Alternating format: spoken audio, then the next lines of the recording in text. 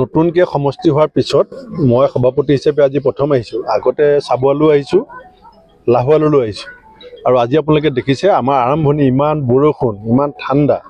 Meeting আছিলে চোতালত, কিন্তু যি ঘৰ মানুহ চোতালত লৈছিলোঁ তেওঁলোকৰ চোতালত মানুহখিনি নধৰে।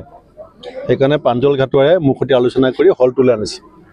আমি এনেকুৱা সভা এই চাবুৱা লাহোৱালত অহা দিনকেইটাত 18খন কৰিম। গতিকে এখনৰ ৰেহ ৰূপটো আপুনি দেখিছে, বাকী 17খনটো আপুনি দেখা নাই। আৰু এইটো আমাৰ ভেটি আছিলে। আমাৰ কিছু সৰু সুৰা ভুল ভ্ৰান্তি আছে, কিছু ৰাইজেও পৰিৱৰ্তন বিচাৰিছিল, পৰিৱৰ্তন হ'ল, ভালেই হ'ল। এতিয়া ৰাইজেও বুজি পালে। এবাৰ বিজেপি নহা হ'লে বিজেপিৰ প্ৰকৃত চৰিত্ৰ অসমৰ মানুহে বুজি নাপালেহেঁতেন। কিমান সাম্প্ৰদায়িক ৰাজনীতি কৰিব পাৰে, কিমান ফেচিষ্ট আৰু কি ধৰণে স্বজন তোষণ, ভ্ৰষ্টাচাৰ, দুৰ্নীতিত এই দলটো নিবজ্জিত, ক্ষমতাৰ কাৰণে কি পৰ্যায়লৈকে যাব পাৰে, সেই কথাবিলাক বিজেপিক ক্ষমতালৈ অহাৰ কাৰণে ৰাইজে ওচৰৰ পৰা দেখিলে। আৰু যিটো কাৰণে এতিয়া লাহে লাহে ৰাইজৰ মোহভংগ হৈছে। বিধানসভা ইলেকশ্যনলৈকে সময় আছে, তাৰ আগতে পঞ্চায়ত হ'ব। লাহোৱালত আপুনি চাব, প্ৰত্যেকটো ৱাৰ্ডত আমাৰ সমৰ্থিত প্ৰাৰ্থী থাকিব, কাউন্সিলৰ থাকিব, জিলা পৰিষদ থাকিব, আৰু আমি ভাল ফল দেখুৱাম।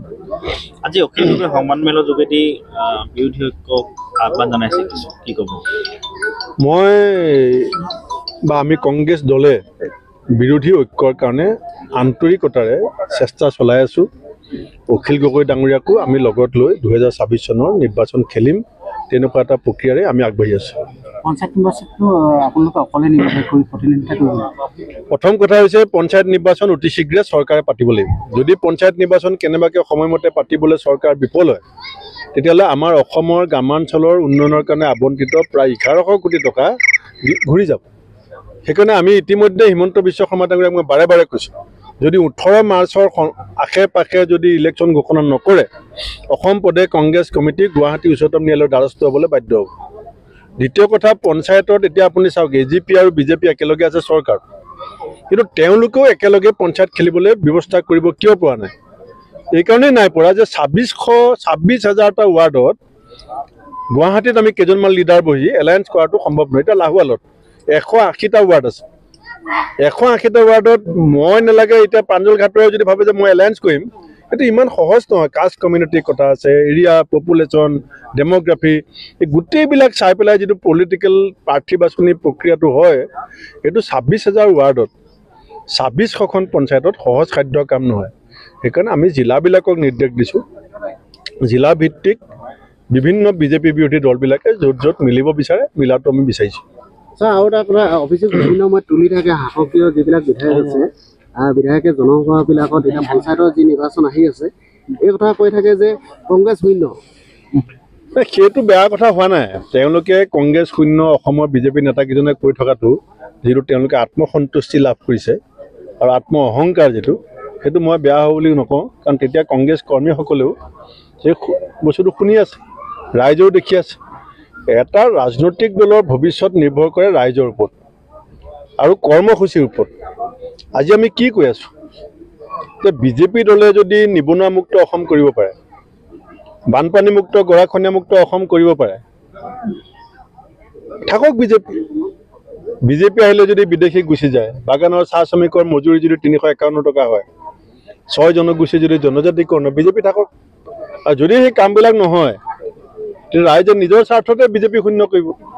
কংগ্ৰেছ দলে এতিয়া প্ৰত্যেকটা সমষ্টিত, এতিয়া আমি ডিব্ৰুগড় জিলাৰ তিনিচুকীয়া জিলাৰ পৰা আৰম্ভ কৰিছোঁ। এতিয়া আজি আমাৰ প্ৰথম ডিব্ৰুগড় জিলাত মিটিং হৈছে। আমি চোতালে চোতালে কংগ্ৰেছ বুলি আমি এটা কাৰ্যসূচী লৈছোঁ, আৰু সেই কাৰ্যসূচীত আমি ৰাইজৰ ওচৰলৈ গৈ তেওঁলোকৰ কোনবোৰ সমস্যা আৰু তেওঁলোকে কংগ্ৰেছ দলৰ পৰা কি বিচাৰে, বা আমি চৰকাৰত আহিলে বা আমাৰ ফালৰ পৰা তেওঁলোকক কি হেৰি কৰিব লাগে, আৰু তেওঁলোকৰ কি সমস্যা হৈছে, এই বৰ্তমান চৰকাৰে তেওঁলোকক যোনবোৰ প্ৰতিশ্ৰুতি দিছিলে, সেই প্ৰতিশ্ৰুতিবোৰ তেওঁলোকে পূৰা কৰিব পাৰিছে নাই পৰা, সেই গোটেই আলাপ আলোচনাৰ নিচিনা আমাৰ নেতৃত্ব, আমাৰ অসমৰ নেতৃত্ব বোৰ আহিব। তেওঁলোকে আহি পেলাই আৰু ডিষ্ট্ৰিক্ট, আমাৰ APCC চবেই গৈ পেলাই আমি চোতালে চোতালে গৈ মানুহৰ লগত এটা আলাপ আলোচনা কৰিবলৈ এইটো এটা নতুন কাৰ্যসূচী লৈছোঁ।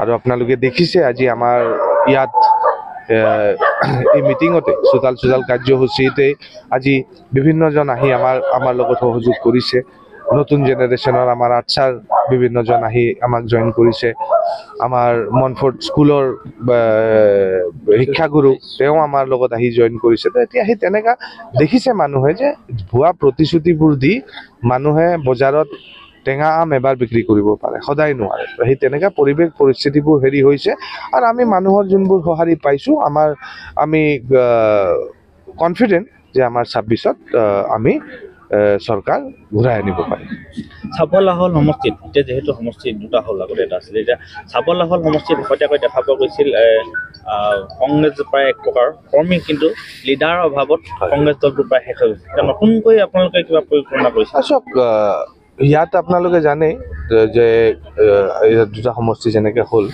আমাৰ যোনবোৰ প্ৰাৰ্থিত্ব পাইছিলে তেওঁলোক আজি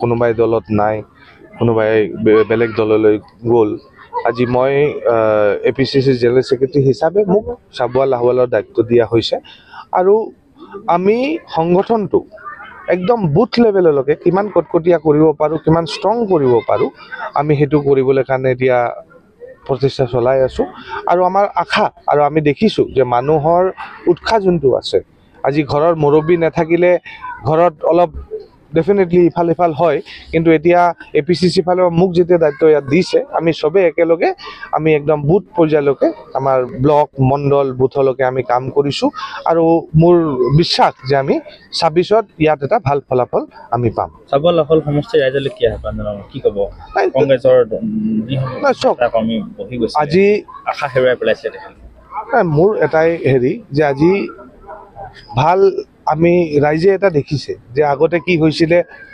কংগ্ৰেছৰ চৰকাৰ আছিলে মানুহে কংগ্ৰেছক গালি পাৰে আৰু যোনবোৰ সেইটো সময়ত কংগ্ৰেছ দলত ওতঃপ্ৰোতভাৱে লাগিছিলে আজি তেওঁলোকে বেলেগ এটা দলত আজি কাপোৰ সলাই পেলাই তেওঁলোকে বেলেগ এটা দলত গৈ আজি সেই কংগ্ৰেছ দলকে গালি পাৰিছে কিন্তু মই আপোনালোকক এটা কথা ক'ব বিচাৰোঁ যে সাধাৰণ ৰাইজৰ কাৰণে কংগ্ৰেছ দলে সদায় সাধাৰণ ৰাইজৰ হিতত কাম কৰি আহিছে সাধাৰণ ৰাইজৰ হিতত মাত মাতি আহিছে আৰু সদায় মাতি যাব আজি তেওঁলোকে নিজে গম পাইছে যে আজি তেওঁলোকে ক্ষমতা লোৱাত আজি ক্ষমতা লৈ পেলাই অকল তেওঁলোকৰ নিজৰ ব্যক্তিগত স্বাৰ্থবোৰ তেওঁলোকে পূৰা কৰিছে তাৰ বাহিৰে কিন্তু ৰাইজৰ কাৰণে তেওঁলোকে একো কাম কৰে